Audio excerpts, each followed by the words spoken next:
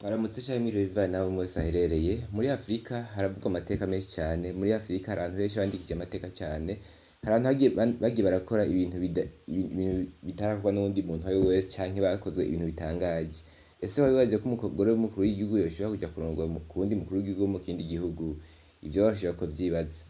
Hagiye wibaza ko bibaho n'igihe bitabaho.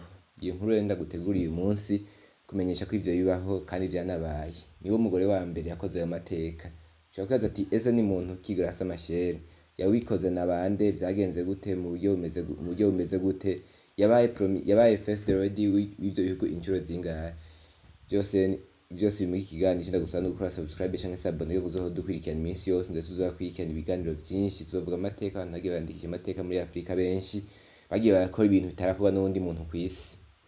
Ushobora kuzamenyera vyinshi no gukora subscribe kugira ngo uzohore uwa mbere gukurikirana, ndetse tugusaba unabisangize n'abandi.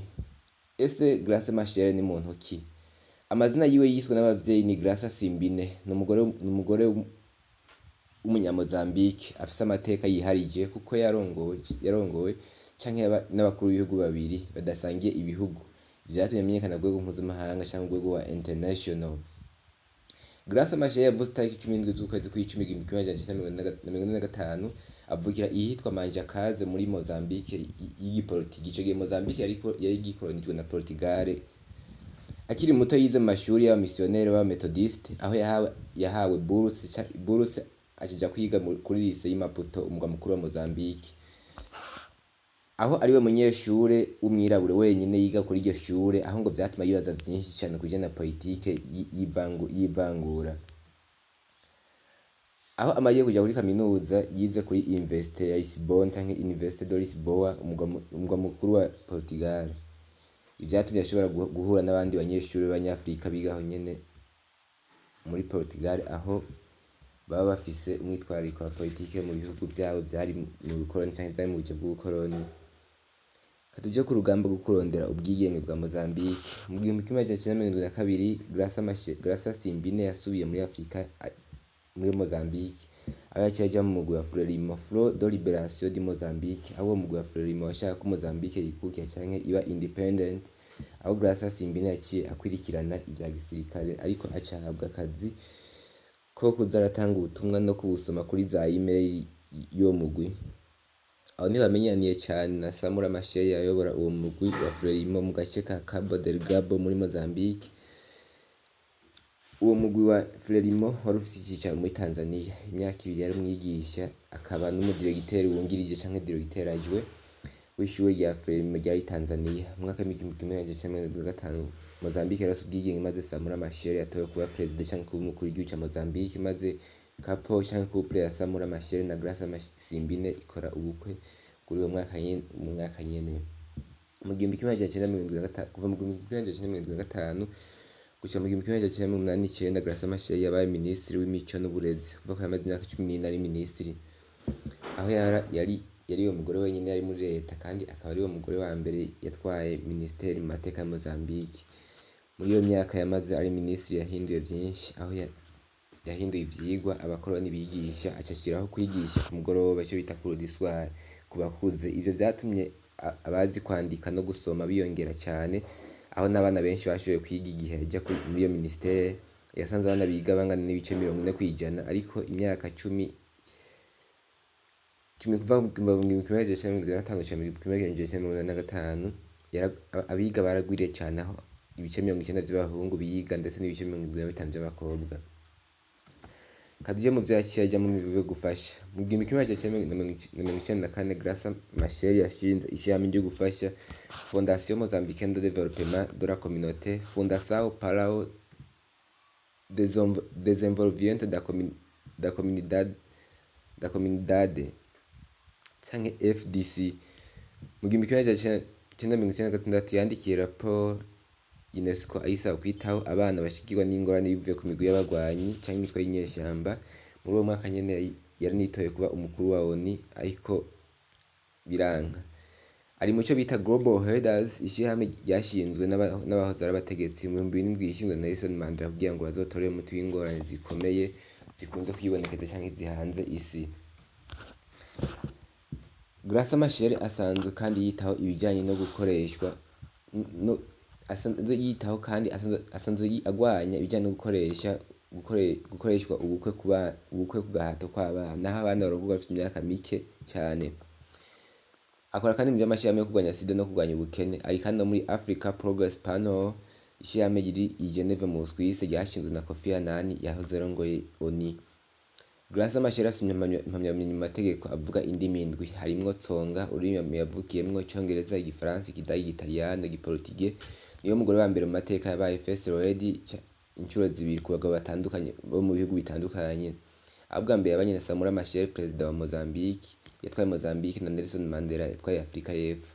Graça Machel afatwa nk'umugore adakorera ku bwoba bw'abakuru b'ibihugu. Ari kumwe na Samora Machel bavyanye abana babiri, ariko aho hariho yabyaye mu myaka yo mu 1960 atarabana na Graça Machel.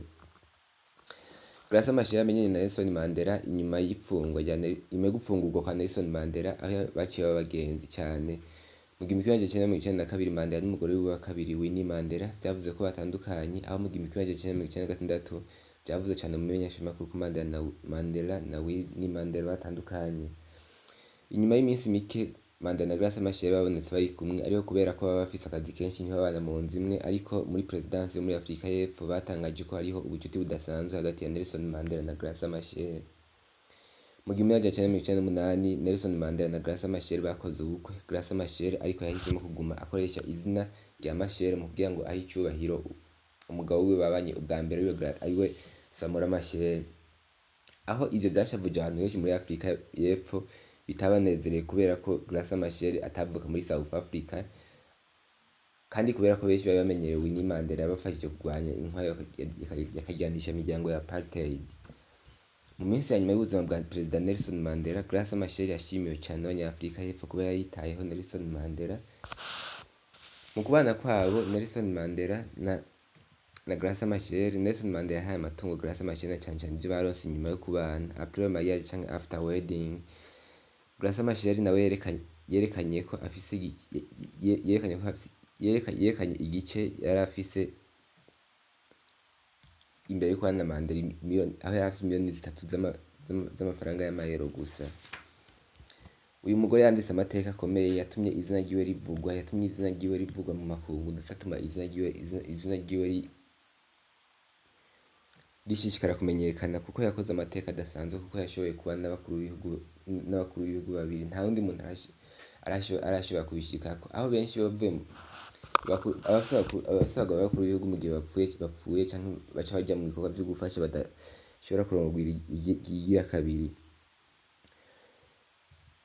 Graça Machel agira aronka ubushimwe bwinshi. Graça Machel yahawe agashimwe ko kuba yaritayeho cyane abana b'impunzi, aho yagahawe na HCR, Haut Commissariat pour les Réfugiés mu Gifaransa cyangwa High Commissioner Refugees mu Cyongereza. Mu 2009 Graça Machel na Nelson Mandela bahawe agashimwe na Fondation Prix des Enfants du Monde pour le droit de l'enfant, aho biswe Héros des droits de l'enfant de la décennie, cyangwa intwari zitayeho abana mu kinyejana 10 cy'imyaka. Abana Graça Machel yabyaranye abana babiri na Samora Machel, abo nabo ni Marengani Machel ndetse na Josina Machel. Graça Machel yamanye na Samora Machel imyaka 10 kuva itariki 11 z'ukwezi kwa11 mu 1995 gushika itariki 19 z'ukwezi kwa 1986, aho batandukanijwe n'urupfu, aho Samora Machel yari perezida wa Mozambique ico gihe yahitanywe n'isanga y'indege.